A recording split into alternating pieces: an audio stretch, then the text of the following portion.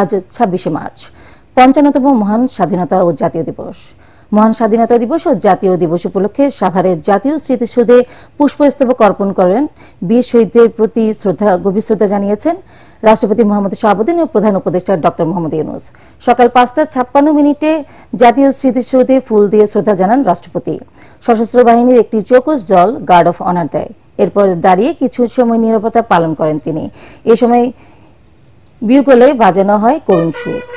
এরপর ফুল দিয়ে শ্রদ্ধা জানান প্রধান উপদেষ্টা ডক্টর ইউনূস। এরপর প্রধান বিচারপতি, উপদেষ্টা পরিষদ, মুক্তিযোদ্ধা ও শহীদ মুক্তিযোদ্ধা পরিবার, ৩ বাহিনী এবং কূটনীতিকরা শ্রদ্ধা জানান। রাষ্ট্রপতি প্রধান উপদেষ্টা শ্রদ্ধা নিবেদনের পর স্মৃতিসৌধ এলাকা ছেড়ে গেলে শহীদদের প্রতি শ্রদ্ধা জানাতে সর্বস্তরের মানুষের জন্য জাতীয় স্মৃতিসৌধ উন্মুক্ত করে দেওয়া হয়। এই সময় বিভিন্ন রাজনৈতিক ও সামাজিক ও সাংস্কৃতিক সংগঠন, বিভিন্ন বাহিনী ও সংস্থা, বিভিন্ন মন্ত্রণালয়, শিক্ষা প্রতিষ্ঠান সহ বিভিন্ন শ্রেণী পেশার মানুষ জাতীয় স্মৃতিসৌধে শ্রদ্ধা নিবেদন করেন।